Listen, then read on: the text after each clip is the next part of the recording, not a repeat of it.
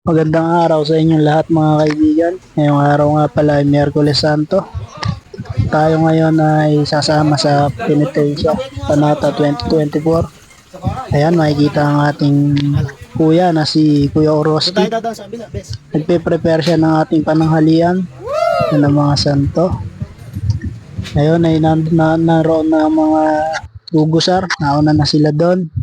Bali susunod lang ako kasi medyo maulan kanina umaga. Ayan, makikita sa video na mabasa-basa pa yung kalsada. Siyempre, habang nagmamaneho, magpapagas muna tayo para ready sa malayo ang biyahe kapag ikot. 12 estasyon ang ating panata. Pamamanata ay naging tradisyon na ng mga Katoliko para isa buhay ang naging buhay ng ating mahal na Jesucristo. Ang lahat ng kanyang pagpapakahirap, pagpapasakit nasa buhay ng ating mga kababayang Katoliko ay sinasagawa ito tuwing mahal na araw.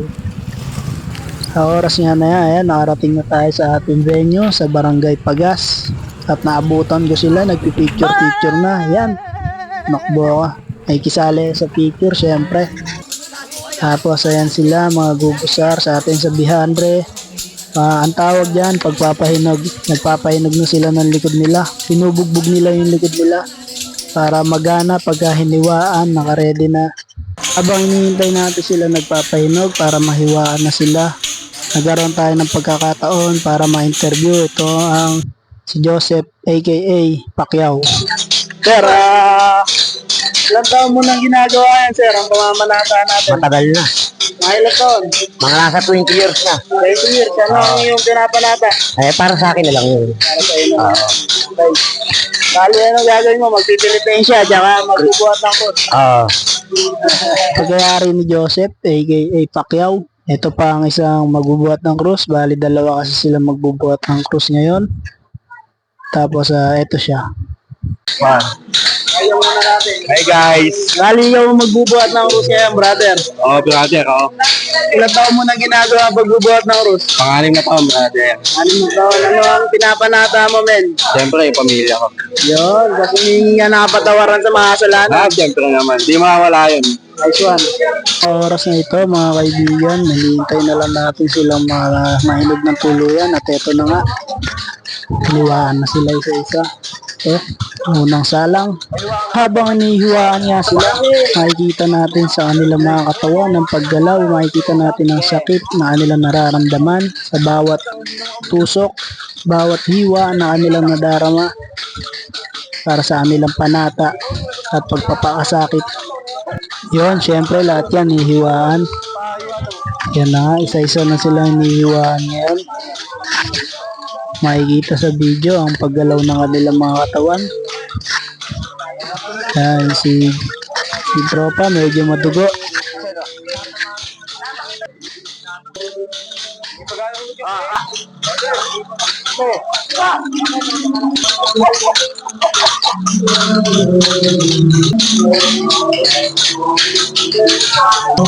Tapos yun na nga, ito na, itong isa parang hindi nasasaktan, hindi siya nagpaalalay, kitang-kita niya naman kung gaano katibay.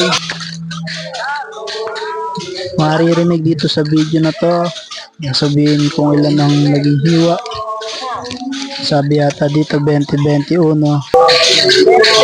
bilang niya. Bata ko, meron silang kasabihan yung mga matatanda naguhudyo na pag daw madugo makasalanan. Pare, sabi nila pag madugo daw, totoo ba makasalanan ba yun? Hindi natin alam kung yun ay kasabihan nga lang ba na matatanda o totoo. Malay mo. Ay kita ngayon dito sa video na to, paghahanda ng Kristo sa kanyang pagbubuhat sa krus. Medyo malayo-layo ang kanilang iikutan ngayon. Eto yan na sila. Sa puntong ito na iba nga pala magbubuhat ng krus. Hindi na yun na-interview natin kanina. Nagpilitensya na lang siya. Yan siya. Hindi naka-ready. para lang may magbuhat ng isa pang krus. Namamanata rin naman talaga itong nagbuhat ng krus. Dito na tayo sa unang istasyon. Yan na ang bida, ipakita, magdarasal, mamanata, Panginoong Hesukristo. Sana patawarin sa mga kasalanan, ilayo sa mga sakit at kapahamakan ang buong pamilya. Eto na sila. At dadapa na sila dyan para paluin. Hindi ko nakuha na mag-video ang pagpalo. Pero ayan sila. Tapos na nga ang unang istasyon. At dito na kami ngayon agad sa pangalawang istasyon. Ulit ako. Darasal ng Panginoong Hesukristo. Paulit-ulit na sana ilayo sa sakit at sa pahamakan ng aking pamilya. Yun, syempre ako ang bida. Ipakita natin ang Hudyo na magpapahirap sa ilan nating namamanata. Hindi naman sila ganong nahirapan dyan. Lalo na yan. Medyo lang.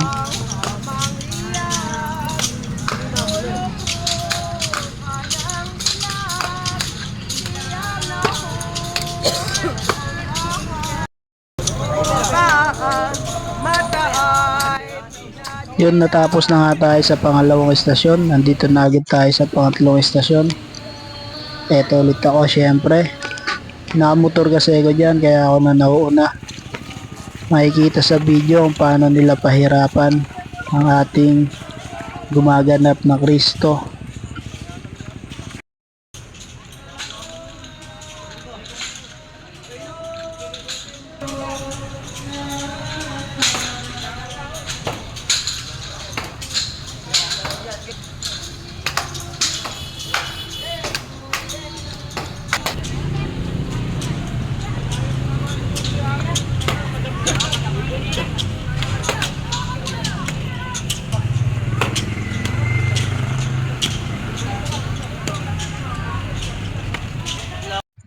Dito na tayo sa ika-4 na istasyon.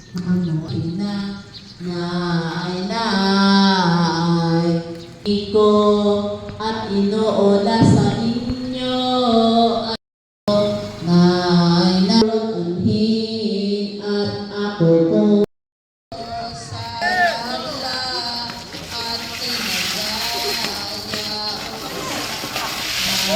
Hop, hop, bato mo ba?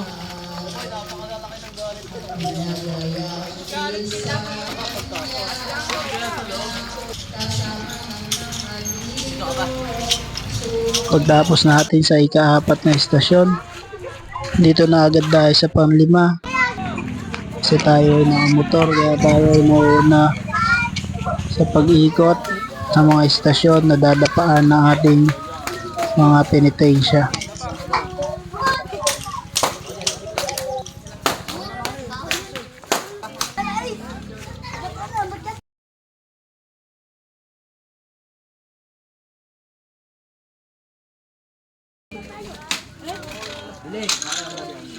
Ayan na. Ito na nga ang pang-6.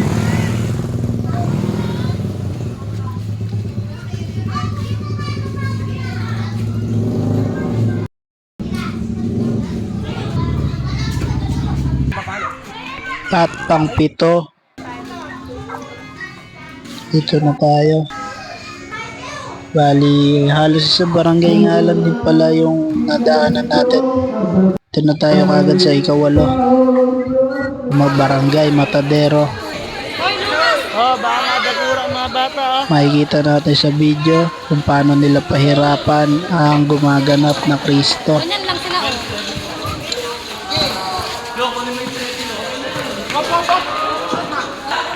Siyempre, pagtapos natin sa Matadero, ito na ang simbahan ng Kabanatuan. At bali, ito ang magiging pang-siyam natin. Kaya si Kristo, patakbuhin si Kristo at kalad ka rin. Dito na tayo sa pang-10. Siyempre, ayos-ayos muna ng balanggot at ayan na nga. Darasal na tayo sa mga poon. Ligtas at ilayo sa kapahamakan. ang buong pamilya. Tapos na tayo sa pang-10. Diretso na tayo agad sa pang-11. Ayan, makikita sa video na medyo marami tayong nakasalubong kanina. Shoutout dito kay Manong na pumigil sa single na Makadaan. Saludo ako sa iyo, sir. Maraming salamat.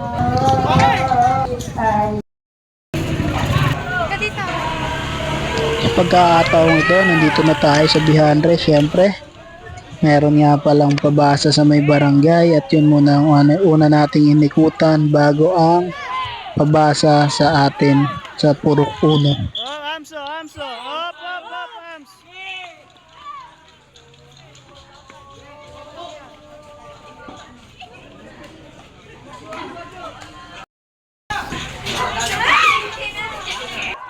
Yun, nandito na tayo sa pang-13 nating istasyon kung saan tayo nakabase ang Purok 1.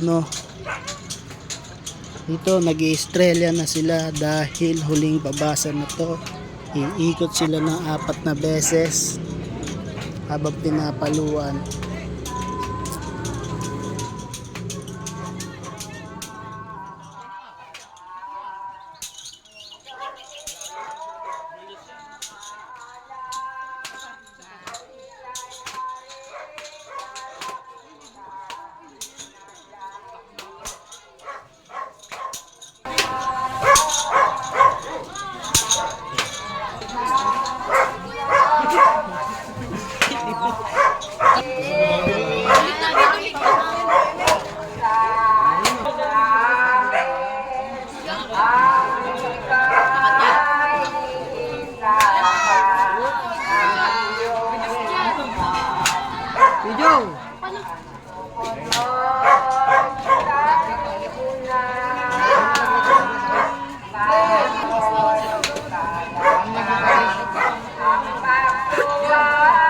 Ubi na ipwet yan, ubi na.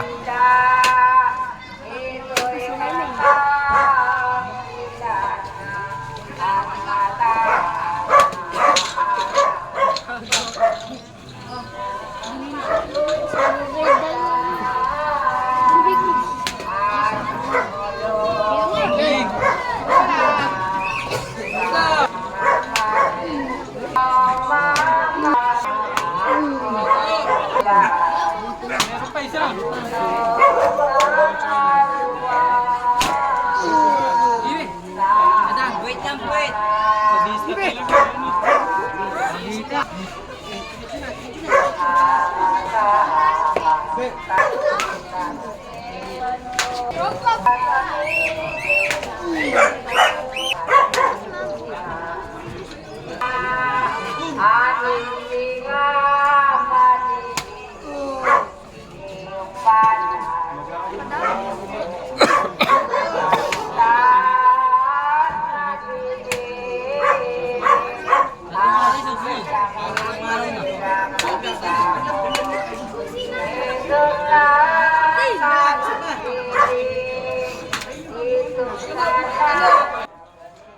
Siyempre, pagtapos natin, magkapatid pa rin kami dito.